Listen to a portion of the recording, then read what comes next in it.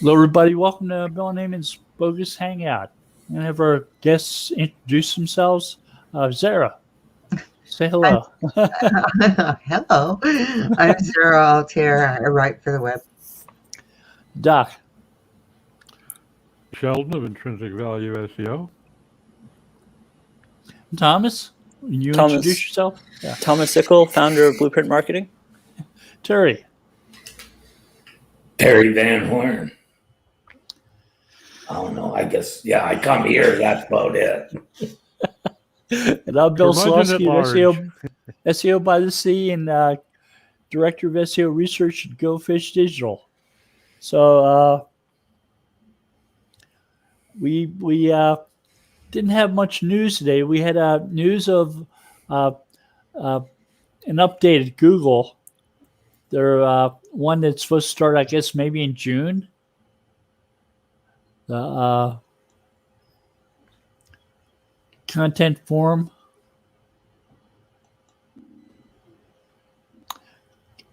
The CWV algo. Oh, Web Core Vitals. Yeah, that's supposed to be next month. Half the news was stuff related to it. But you don't need to get good scores in all three of the aspects of that to see a boost? Okay. That's true. But why is it true? Because you could improve your rankings by improving the speed of your website and increasing or improving the mobile friendliness of your website, right? You can raise your rankings that way, and parts of WCV cover those things. So there's an overlap. Because John definitely in the past said you had to pass all three of those things. Yeah. I know that because that's when I went crazy fixing all my website was because he said you had to pass all of them.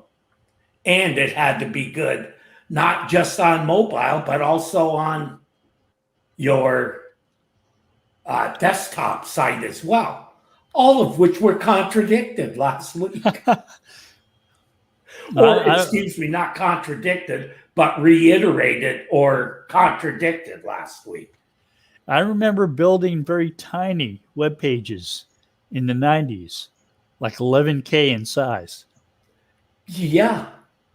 That doesn't happen these days. Now with themes and you use content management system and it's bloated.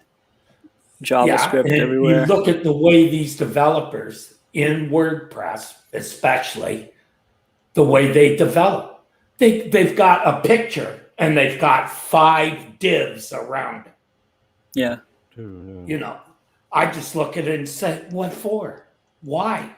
You know, like to me, it's such bloated code and so many poor development, you know, things that I would never do on a web page. I look at it in WordPress and there's nothing you can do about it. I know that this is a Band-Aid solution, but I know one fix to that is Fastly, Cloudflare, and Akamai all offer an image acceleration service. Cloudflare has it on its business service. If you've optimized your images, anything like that is not going to help very No. It resizes them on the fly. So, like, if the screen size is whatever, it's better. But it's better to just make the images the right fucking size to begin with. And that's one aspect. But that's only one. That's only one aspect of making your pages faster. Yeah. Yes. A very small one. Like it's the easiest fix. That's the one everyone wants to do. JavaScript's the most common. Is to use a source set and put all your breakpoints on one place and have 3 different pictures for your breakpoints. Mm-hmm. And make sure you put heights and widths for all your images. There are a lot of little things like that. Oh, yeah. Same with if you really want to get technical, you should have height and width on your divs as well. Mm-hmm. Helps in the pre-rendering of the page. Have alt tags for all your images or blank alt tags for decorative images? Have an alt of some sort, whether there's anything in it or not. Another interesting thing is people think that Google Fonts and anything from Google is already cached in the browser. It's really not, because the browsers don't want cross-contamination from the sites. They basically block it, so it has to be pulled from Google every single time. So local fonts can be faster. Yeah, there are a lot of tools that you get from a place like Google that slow your site down significantly. Yeah, that's like Tag Manager. Boom.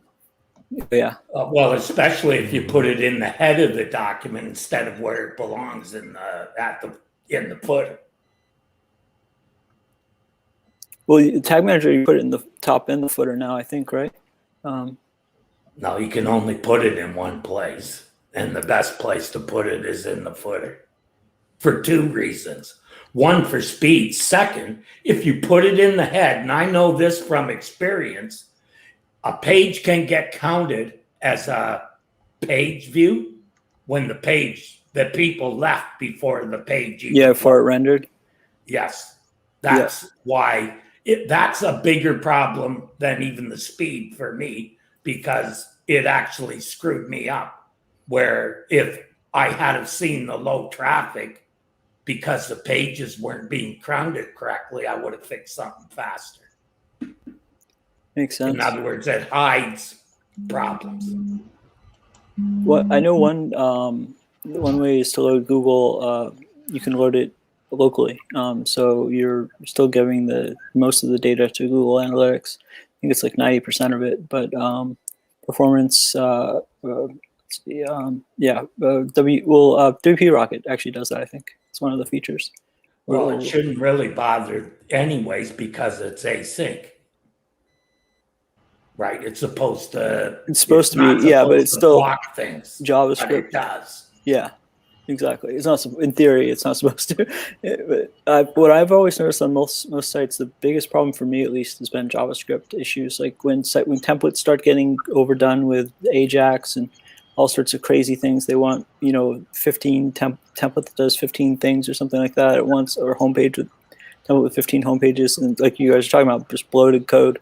And you just get really, really slow rendering because of JavaScript and not having your CSS. Actually, you have you're loading JavaScript and CSS on every page instead of for forms and everything, instead of the forms, just the pages that are required.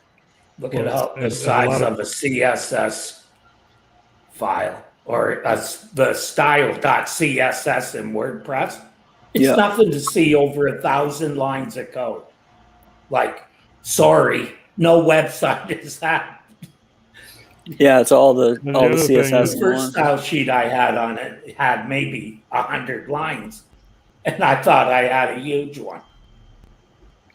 And I see people all the time that they've gone through and that they say they've improved everything to hit the CWV, but all of a sudden they get a 6.4 on their CLS because they're deferring. So they created a CLS issue by not deferring properly. It's just, there's so many people digging into this stuff without bothering to inform themselves, and they're creating more problems than they had to begin with. Or people who are developing themes and plugins that really don't have shouldn't be allowed to do it. Period. Sorry. And it certainly shouldn't be in the repository. That's what I mean. You should have to, get a seal of approval from WordPress. They know every theme that's being developed. I know because they were sending me stuff saying, "Oh, you have an error on this page." Seriously, they were telling me there were errors in the theme I was developing. Oh yeah, I've seen that too. New Relic a brand new site, just pop a new theme on there, and you'll see like errors and warnings come up from New Relic about all sorts of issues with the theme itself. Or they only tell me about the critical errors.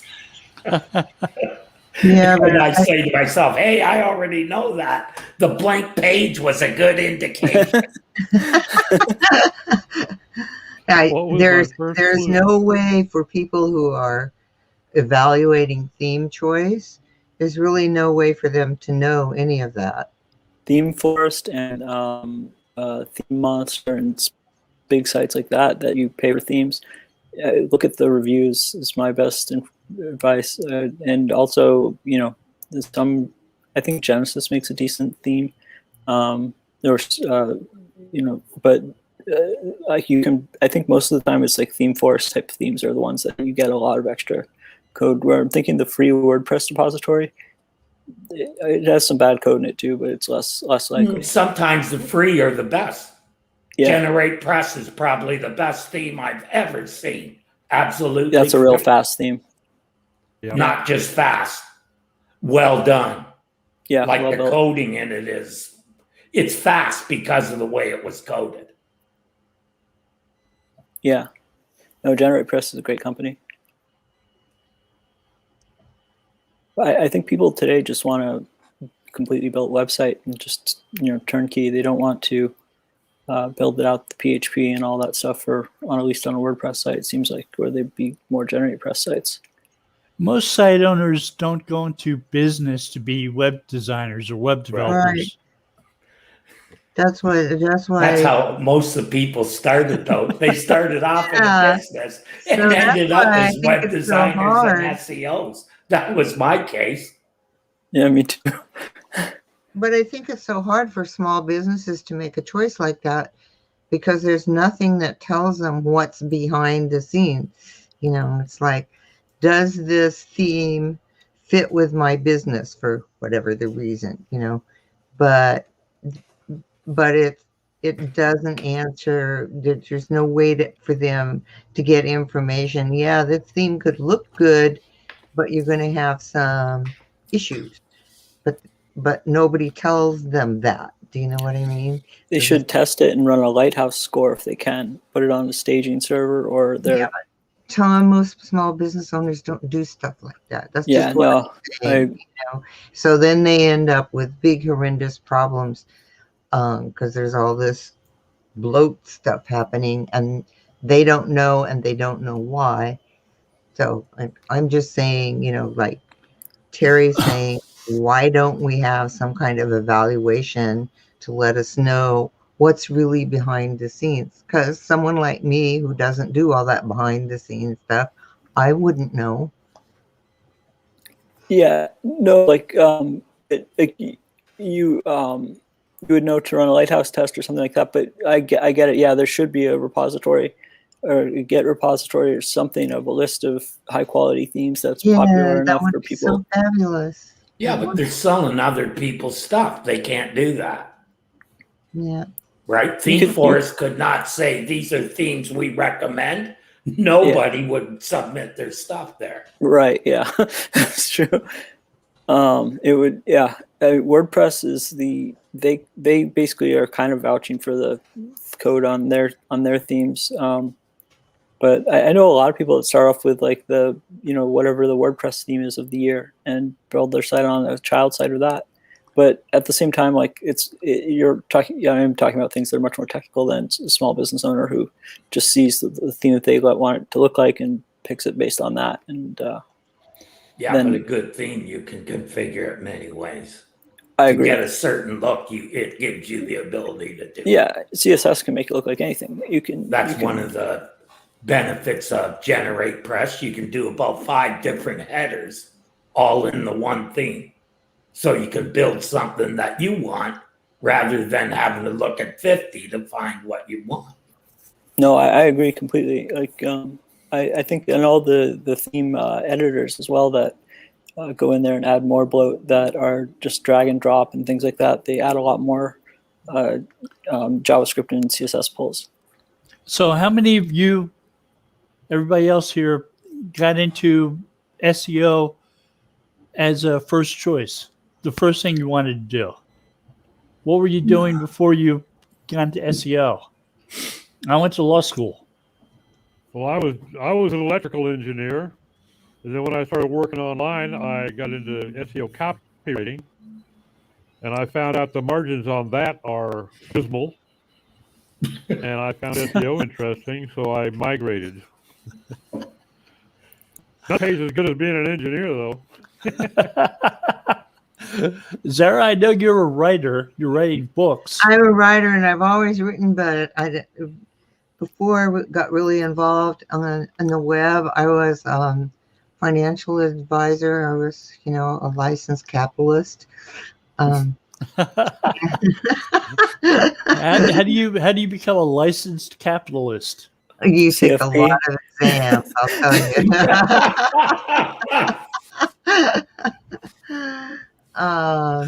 So, but to be in business, you need the licenses. And so it was it was a shift in focus because I've always written and I wanted to return to writing. So that's kind of how that happened. And what were you doing? I'm still not in SEO, if you know what I mean. But I like to pay attention because I think anybody who writes for the web needs to understand what's going on so they can, one, create content that helps whoever they're writing for, as it were, helps them be connected on the web, and that follows current guidelines about how content should perform and what you need to do to help that content perform. And pretty words aren't it, so I think it's really important to understand that. And believe me, when I first started coming to the Bogus Hangout, however many years ago that was, I knew nothing. And I'm so grateful to Bill and Ammon and everyone else who has showed up on this hangout, because you always talk about real things that are happening. There's no BS, and it makes such a clarifying difference for someone who is like outside of the industry, as it were.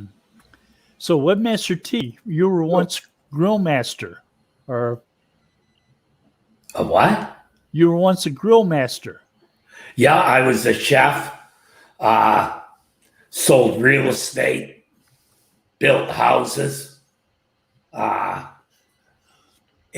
I don't know, when I got into it, I wanted to do marketing online because my brother and I had a bulletin board, and we were trying to do a liquidation company on him. And from there, one day, actually, when I got out of rehab, my brother brought a computer over and said, "Here, learn how to use this." And that's how it happened, basically. When I said, what if I break it? He said, well, the only way you're going to break it is if you drop it on the floor. So do whatever you want. And so I started out basically sticking to marketing, but realized no one knew how to build web pages. So if you wanted a web page, you built it yourself, or had a lot of money to have someone else do it. So I started there, and then I started to promote websites and realized that the best way to do that was to do well on search engines, and the journey began. I went to school for chemical engineering. I came out and started a business that was in manufacturing. We manufactured cardboard cores like paper towel roll inserts, but larger ones for roofing material. Then I went into the plastics industry, doing chemical engineering for quite a few companies, and then one that my father owned the majority of, but basically blown film extrusion. So I have a couple patents in that. If you see more than 2 patents, it's not me, it's my dad. He's got like a ton. And he's in more of the roofing industry, like the roll-on roofing. But in around 2011, I started to get a lot more into tech, and really found SEO exciting and a lot of fun and lucrative as well. So I kind of switched over. I still have the other businesses and have a good share in them, so I'm lucky in that regard. But yeah, I really enjoy search. Yeah, I started out by building a site for a friend who needed a business and didn't have a site. So you just started like kind of putting it together. You already had the idea of how to build it? I had an idea of what I wanted to build. I wasn't going to go into the business myself. He decided to do it. So we started a incorporation business in Delaware. Or he and a friend did. The friend had a law firm that had a law office they were renting that had a spare room. So my friend could work in it. So they went into business together. Very cool. And I promoted the site and learned how to do SEO when search engines appeared. Wow. We have quite a few comments. I actually created a website for someone, same thing. They wanted a website, and I created it for them. That was a long, long, long time ago. And I realized that was not my forte. Well, my first site looked like a Christmas card gone bad. It was pretty ugly. It got better over time.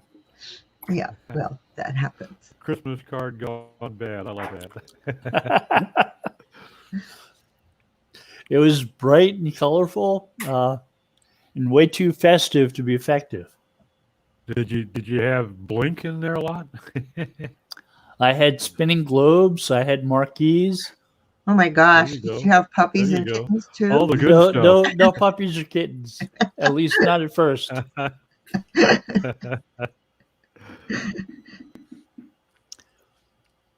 The business ended up making lots of money and helping the guys running it retire early. Wow, great. Wow. There's nothing wrong with that. No, not at all. That's one thing I remember from the earliest websites is you'd always have something moving on the screen. Sometimes it was like seemed like the newest thing, was something going around. Well, if you remember the games back then that would come out that would take forever to load on your computer, you always had progress bars that told you that something was going on with the computer. Your screen hadn't just frozen. Yeah, that's true. You get a loading. Makes sense.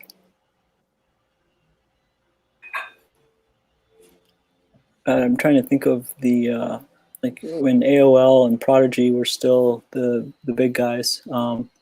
They seem to have really changed. Like people would build websites on their platform, and they were awful. Those sites, you couldn't build a good site on that stuff. But I mean, gosh, the web has changed a lot.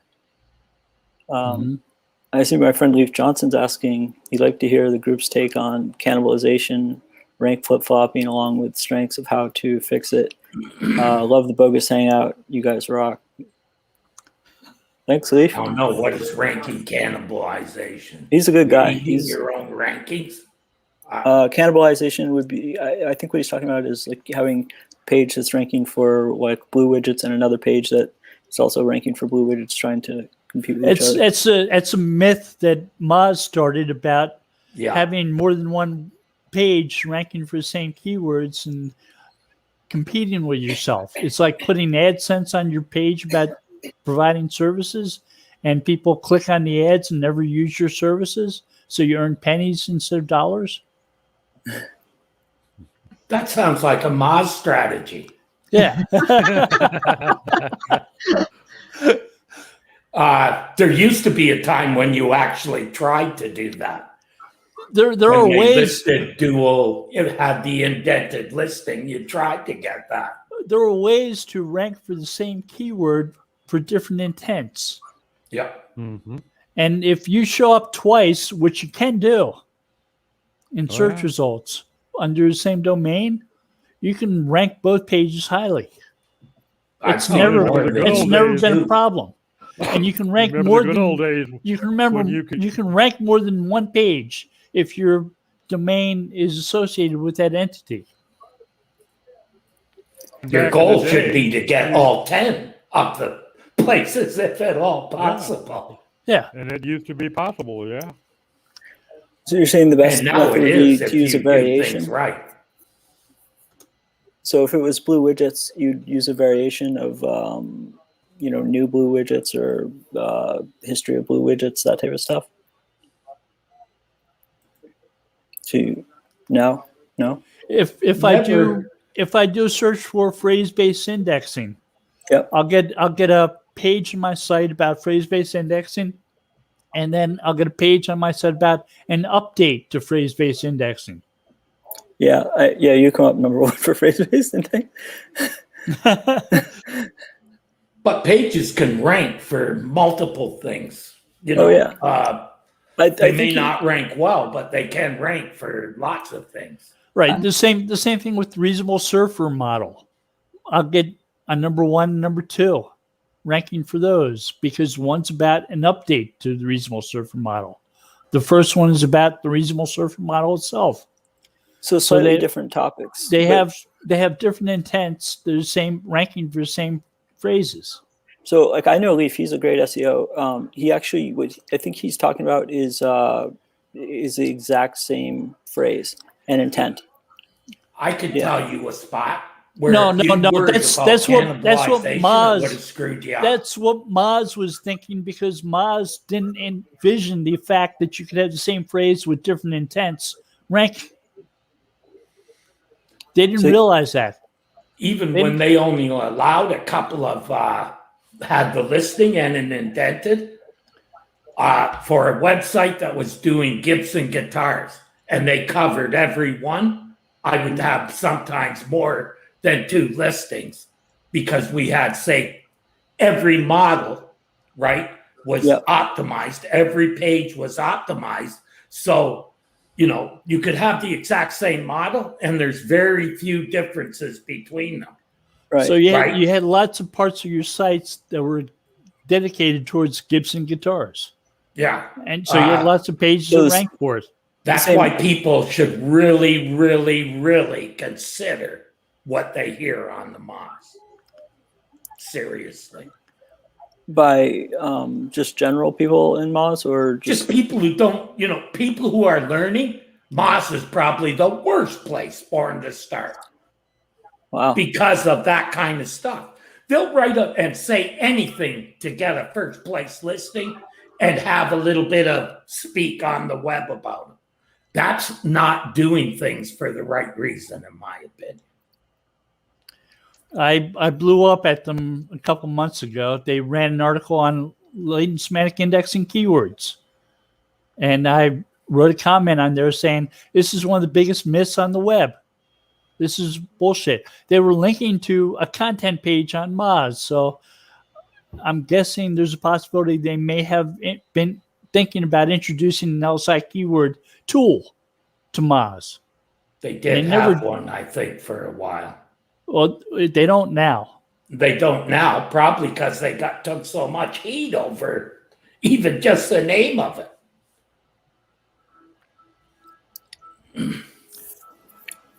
So he writes, you can definitely show up twice in the rankings, but e-commerce, it's been hurting the rankings rather than improving them and increasing the CRT, chances of CRT. I don't see how being on the SERP more times decreases your chances of a click through. Sorry, that math doesn't add up. It depends on what your snippet and your titles are. Correct. But Yeah, I'm just that makes saying, sense. if you've got 5 places on the SERP, how can that hurt? You got 5 opportunities. It's like look at it like a Google ad. Make it persuasive, make it engaging, people will click. And I actually have done lots of e-commerce websites and never even considered that. Never even took it as a consideration. That you'd be hurting yourself? Yeah, by ranking for, I would think I did a good job if, I had multiple pages ranking. Sorry, I wouldn't see that as bad at all. And usually when stuff has poor click-through rates or poor conversion rates, what it was SEO'd for, you either had really bad targeting or the page that they're landing on is not doing its job of selling. SEO, our job is to get people there. The guy who makes the actual page, he's the one who's in charge of sales. That's right. That's right, Terry. There's what's on the page once you get there, and then there's how you get to the page. And they're really two different things. Well, sometimes you're responsible as an SEO for both the creation of the page and getting people to the page. That's actually the best way to do it. It's Be not in a bad. charge of both. It's not a bad way to do it. Well, it's usually the best. And sometimes you've got to explain to people you're creating the page for why and what the page should be about and why it's being created. But say, for instance, you're talking to a chip designer about the different markets that designer appeals to, and you're creating pages for each of the different types of chips they make. You're, in effect, building little mini case studies for different markets they might sell to. So they have multiple audiences, and you're attracting different ones with different pages. And you're not only helping them get people to the page, once they see the page, click on it. Segment Get people by to click intent. on it. Segment by keyword intent, then? Not necessarily keyword intent. Market. It's the audience. The audience intent. It's the audience intent. What their information looking or situational need might be in finding the page and what they might do with it. No. Yeah, that makes Right. sense. Same product could have two distinct different audiences Correct. for the exact same product, where you have to send two different messages to really do the job well. You can't do that on one web page. Right. I remember back in 2005, we were building sites for schools, boarding schools, and we would have 5 or 6 or 7 different audiences looking at the site: the parents, the students, the teachers who might want to be employed there,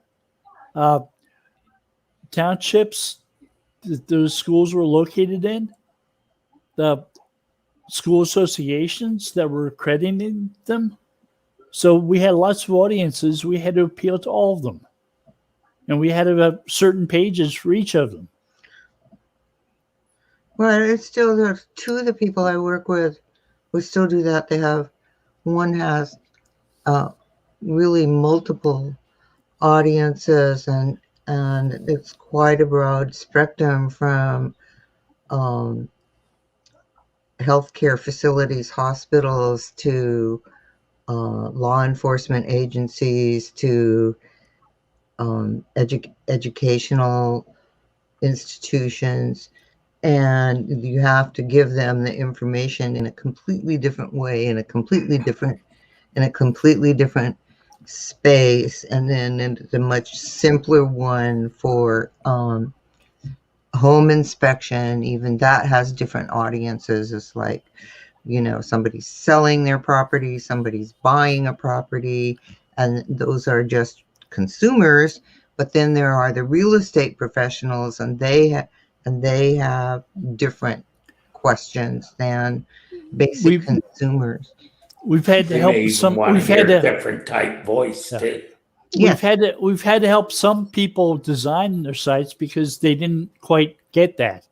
So we had sites that were built by people who made playgrounds, and they don't make one type of playground; they make multiple types of playgrounds, and usually it's with equipment from a certain vendor who they build those playgrounds with equipment from, except you don't organize the different pages by the vendor's name. You organize the different pages by the type of playground it is. Yeah. If you call the page that's from a certain vendor, if you don't refer to it as what type of playground it is, but the vendor's name, you're going to lose traffic, because SEOs, it's not going to be something people search for. They don't necessarily search for the vendor's name Right, when they're trying to exactly. find a certain type of playground. That's right. Yeah, I can And redoing the website to reach those audiences. That's how we started with the inspection side. He said, "Can you help me? I'm doing a new website. It's only like 5 or 6 pages." And I looked and I said, "But you have all these different audiences. You don't want to glom them all on, you need to say, if you're a real estate professional, go over here, and if you're selling your home, go over here. If you're buying a home, here's the information you need." So otherwise, it gets very confusing. And I think the way I learned that, I worked with William Rock. This was a number of years ago, and we were working on a proposal for oh gosh, it was orthodontic surgery place, and he had everything all jumbled all together, and you went to the landing page, the home page, and you had no idea where to go next, because he had not separated out his ideal patients, as it were, from the medical colleagues for whom he was writing articles and showing these gruesome photographs. I mean, just like down in there what was going on in the mouth while they were doing the surgery. And so he needed to separate out the information for his desired patients from the information that he had for his medical colleagues. And he didn't do it. He turned us down because he did the website himself and he knew what he was doing. So, but anyway, it was a big lesson for me, because the landing page you just had no idea what was going on when you got there. It was just paragraph after paragraph after paragraph of text with no direction for someone who got to that page as to where to go to find out the information that they needed to make an appointment, for example. So I worked in a site for forensic accountants, and a forensic accountant helps you close things, helps you shut them, helps you turn them off. Say you're in business and you want to dissolve the business, or Right. close a business. A forensic accountant will help you do that. Say you have an estate because somebody in your family passed away, and the forensic accountant will help you sell the home, close their business, do all the things that need to do to account for their estate. So the person who had begun designing the site didn't quite know how to organize all those different tasks. And ideally, the thing you do is you create a page for each of the different tasks, the types of things that they can do. You create one page that explains, this is a forensic accountant. This is what a forensic accountant does. Here are the different services they provide. You have one overview page that describes them and what they do. Then you link to the service pages, what services they perform. It makes it easier for people on the web who are searching for forensic accountants to find those types of services by having a page about each of the services. Right, and it gets people, the thing, I think one of the things that's really important is it gets the right people to the right place on your website, and all the people who don't need that information don't need it. and so they don't go there. Right. And they don't get lost. They're going right to the place where they need to be. And I think that's so important, because you only have, if somebody's a first-time visitor to your website, you only have those first few seconds to get them to the place that where they know you are the business that can, resolve. You're acting as an introductory services. Yes, You're saying exactly. this is so and so. This is what they do. This is what you need. Here's Yeah, the do page 5-second. that tells you about how they can help you. Yes, 5-second test. because if you're the wife of someone who was in a partnership in a business and he died, and it's like, how in the world would you know what to do with that partnership investment?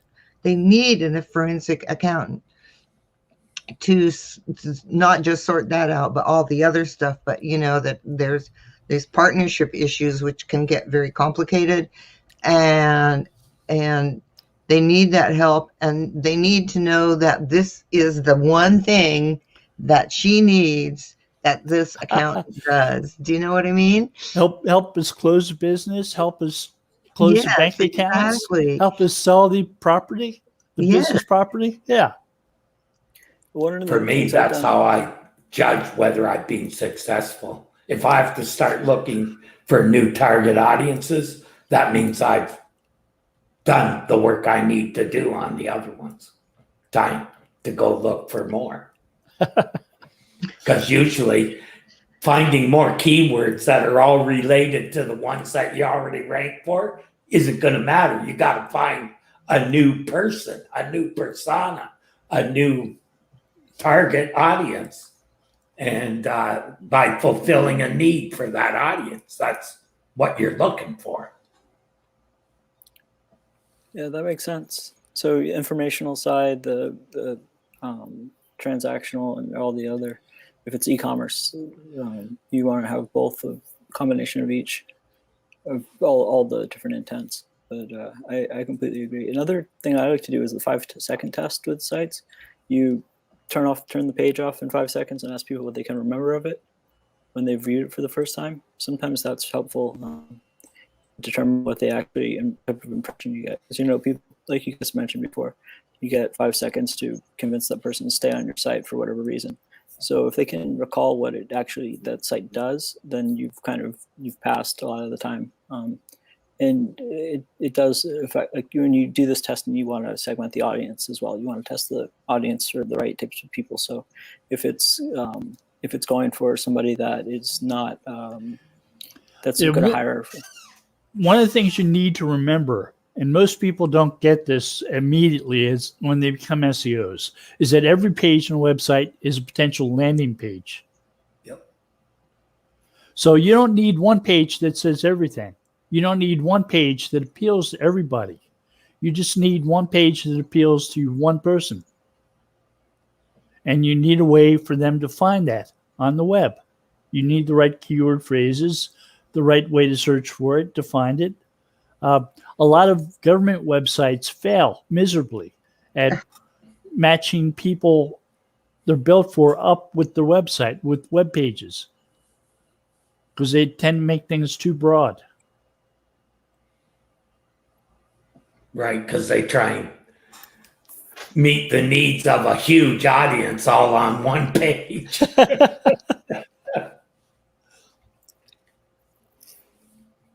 Someone also asks, we're working on an Angular website right now, facing tons of resistance from the devs because they want to load all the CSS and JavaScript files on all pages. Is there a way around it? And I did answer there. I said there's an update coming in June. Oh, true. And there's a Core Web Vitals update that says all this stuff can slow things down.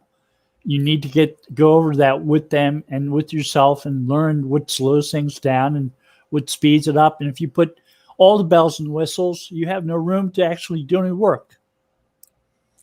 Yeah, like for instance, in WordPress, it will load CSS and JavaScript from plugins that aren't even being used on that page. That was one of my biggest annoyances. And Yeah, that used to always bug me. Like, why do that? Like, that's just lazy.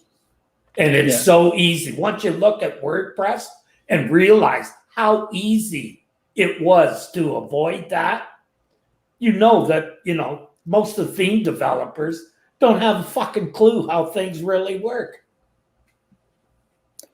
Yeah, no, I agree with you on theme developers. And also, like, one of the big things with JavaScript sites like Angular or something like that is it server-side rendered or not? Yeah, I wasn't sure. I've heard of that framework before, Angular, but I'm not familiar with it. So that's why I kind of left that question as it was, because I don't understand Angular. So the one might thing, be, telling someone to remove the JavaScript from, I believe Angular is a JavaScript framework. It's all JavaScript. Yeah, so it'd be pretty hard to remove the JavaScript. All I know about Angular that I can say for sure is that I know Angular 1 was really not good for SEO, according to everything I've read. Angular 2 is supposedly fixed all that, but I've seen a lot of people go to other frameworks other than Angular. Node seems to be the JS seems to be the most common. And I've seen I've Node.js seen the same thing said about ASP, and I used to laugh at people because I had no problems whatsoever. Oh yeah, no, I mean, use whatever framework you want, is my opinion. But as long as it creates HTML and it can be indexed and it's fast enough for you.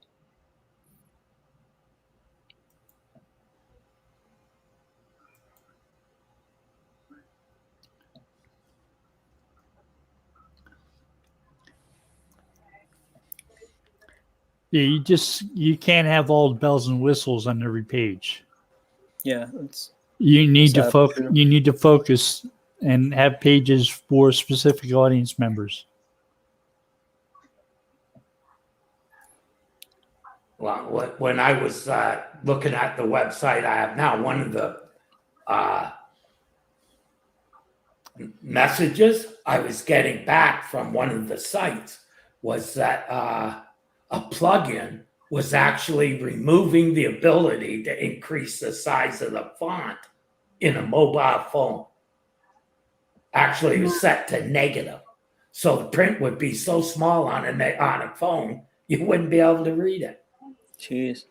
And that was the default. I could not change it. I went through everything and then realized, oh, it's with this plugin. I just went over and deactivated it. Said, no, I don't need you that much. Sorry. So was the plugin default that limited the font size? So it was like, this is it. This is all you get. No, they were actually, they were saying, this is what we're setting it at, and you can't change it. And that's a huge issue for, me. I have to always enlarge the print to be able to read it. I'm sure it's the same with you. As you get older, phones become almost unusable. Right. As far as reading stuff on them. Yeah, I spend half my time with a mobile looking at my design. I have to use a magnifying glass. Somebody sent me a PDF yesterday, and and I was just trying to glance at it on my phone, and it was this tiny, but it was wide. So then I had to scroll back and forth, to read each line because it didn't all fit on the. I was like, so I sent him a suggestion of how he could. Some formats don't play well together. No, they don't. Like people Skype you PDF files. So great. And I'm trying to read it on my phone. I've got Skype on my phone. I'm trying to read a PDF on Skype on my phone. And it's been so diminished in size. To read the corners at a time. Tiny print.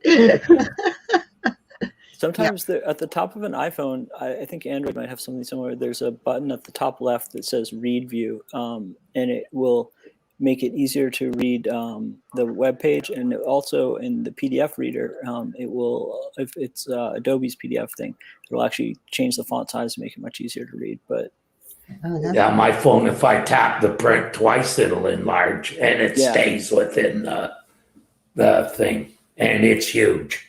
Yeah. easy to read.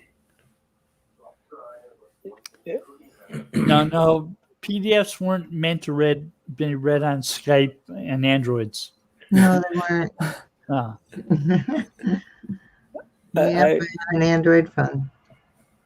I also believe, yeah, like times 16 font should be kind of the base that people go with now. I think people going with times 12 and say 13 is Anything Small. under 16, I can tell you, anyone over 40 years old probably has a hard time reading it without Yeah. their glasses. Yeah, it makes sense. You're cutting off a good portion of your Oh, could-be audience. I remember when I used fonts like that. My font size in the early days was -2. That was on an 800 screen though, so it's fair size even then. I was reading a government website before this, and the font size was so small I actually had to zoom in, every single sentence, and it was ridiculous. Like it must be a size If 10. that was an old page done with the old font size, phones don't handle it. Phones don't handle a font size of negative. Font equals -2. That used to be the code for Yeah. the font size. Just font, not size or anything. Just font. This -2. website had a bunch of graphics on the right-hand side that showed up in the phone. It looks like it just wasn't mobile friendly. On a mobile, my website that was full width was about that wide. Oh man. Because it was -2. Well, I think one of the things when reading on the web, whether it's on the phone or on desktop, is that what in print terms used to be called leading, but it's now I think they call it spacing, line spacing, is the space between the lines, which actually makes it easier to read. So if somebody's scrolling on their phone, even though it seems like, it feels like and feel intuitively like if the space is small, you're going to get more words, text, on the page. So somebody doesn't have to scroll, but I'm telling you, everybody who uses a mobile device is used to scrolling, and it's actually easier to read with that spacing in between the lines than it is when the lines are all squished together. Because people scan, they don't read it like a novel. Right, exactly. And it's the exact opposite on a web page. I don't like all that spacing, right? But on a phone, it really makes a big difference. Just like when we first started, right? I never made anything wider, any copy space wider than 500 pixels. Mhm. Because after 500 pixels, you have to move your head to read it. That's right from Jared's. Jared's Fool. Yeah, right from him. That's where I learned that. Don't make your widths over 500. But that's common now. And even with really large resolutions, you still see people. You feel like you're reading like this. Yeah, screens are so big today. You get the Yeah. I tried to pull up an old site that's been the same since probably '99 on a 34-inch display. God, there was no way to make it wide enough to actually make it make sense. It just sat over and all the other websites you could fill it out by hitting the green button on the Mac, or just basically expand the browser. But all it would do is just make bars, and it looked terrible. Because we were done to fix widths. Yeah.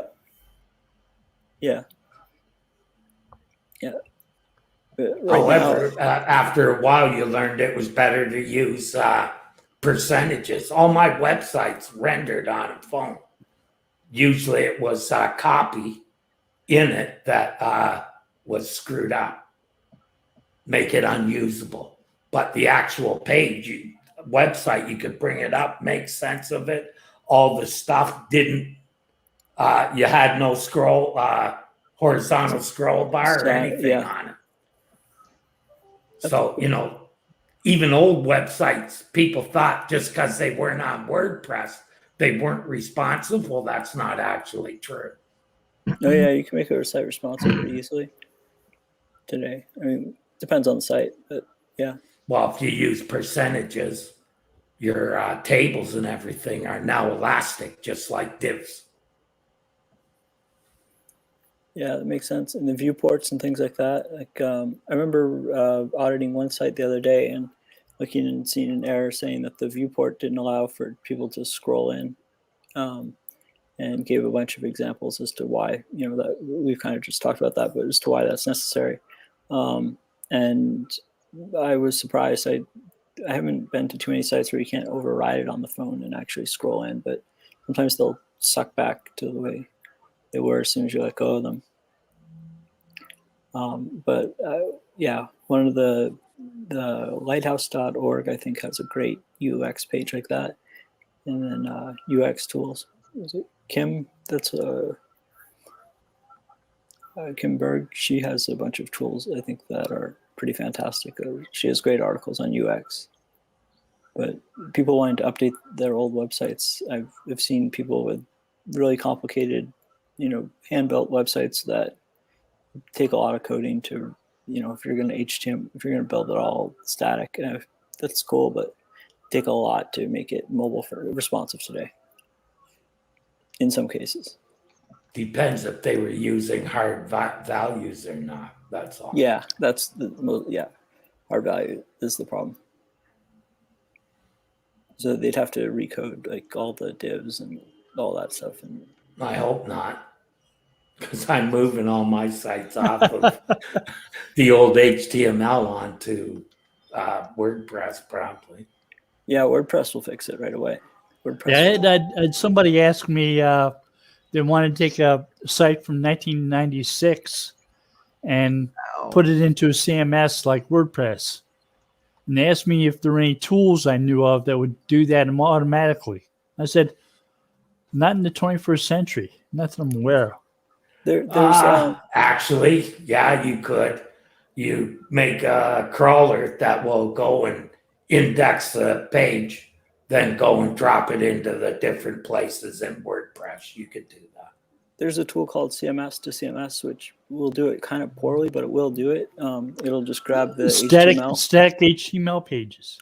It's not pretty, but it will do it. I'd say the easiest way is to find the theme that you want and then just copy and paste the HTML or inject them in another way, like use a CSV. If you can crawl your site and pull all that content off into CSV, then you can import it into WordPress. But it depends on the size of the site. If you've got, it's probably not very large if it's an old static website, hopefully, but who knows, it could be. If it's old and static and you want to do it right, find the theme that you want and then just copy and paste the content right in, and it will look great. But there is a tool called CMS to CMS, and I've used it a handful of times for different projects, and I've gotten mixed results. I've gotten terrible results. That's a paid thing, though, isn't it? Yeah, they charge you. Yeah, it's expensive. I think I use them to $70 move an e-commerce site. Yeah, and it's expensive. and it takes a long time for it to do it. I had to wait weeks actually to get the work done. Yeah, it's not a fast solution, and it's not an easy solution. I think they're from Toronto too. They might be, yeah. Like they're definitely an option for for people that want to. I don't know. In my opinion, if you got a huge static site, it's not a bad idea to try them out. But if you got some time to do it, then it'll bring it over. But I've always found that the way it renders in WordPress is always, people aren't happy with it. Actually, an old site done in tables, right? Yeah. If you replace the table, right, the table and the end with div and removed all the TD in between, or had a way to see how many rows were in it, you could replace it all with divs. You had a site that had its layout determined by tables? Yeah, in the old days, you didn't have any choice. It's before there was divs.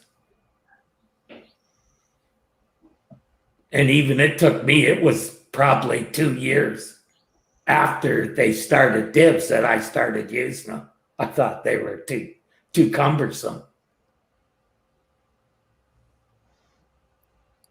You could also use a scraper. I was just thinking you could scrape your site for content. I've got a crawler that already does that. It'll scrape the site, identify certain HTML tags, and replace them for you and use drop the it in the XPath or database. CSS. Yeah. Right? Remember, back then, my CSS was maybe 5 or 6 lines. Yeah. You know, we didn't, like most of the CSS that's used, right? If there's 1,000 lines, you probably need a third of that. The rest is just trying to turn everything into a class, right? Yep. When, you know, CSS is supposed to speed up your website, not slow it down, right? Inline CSS is the fastest way to do it. And you know what I like about that? I don't have to go through 1,000 lines of freaking code to make a little error, to change something, you know?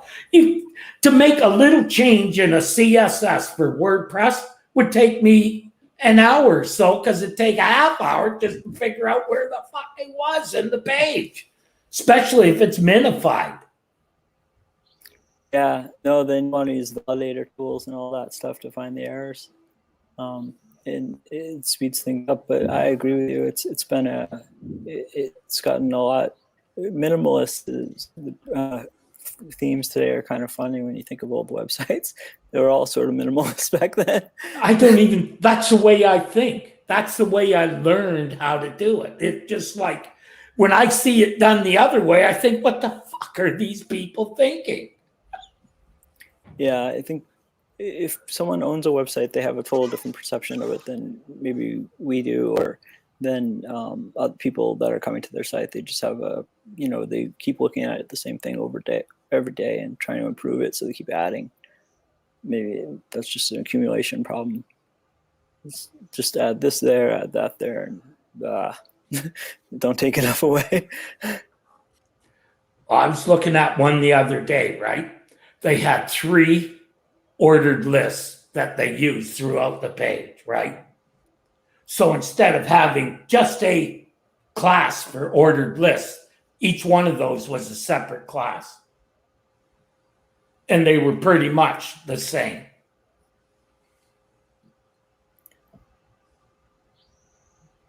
Makes sense. Just no thought put into what they're doing. Yeah. There's maybe a little too much thought. Or yeah, maybe too much too.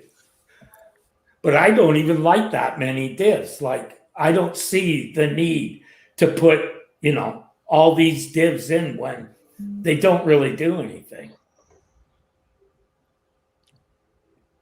Yeah, no, I agree. If you can keep the DOM to a minimum as well, that's a big plus on any website. Well, look at Bootstrap, right?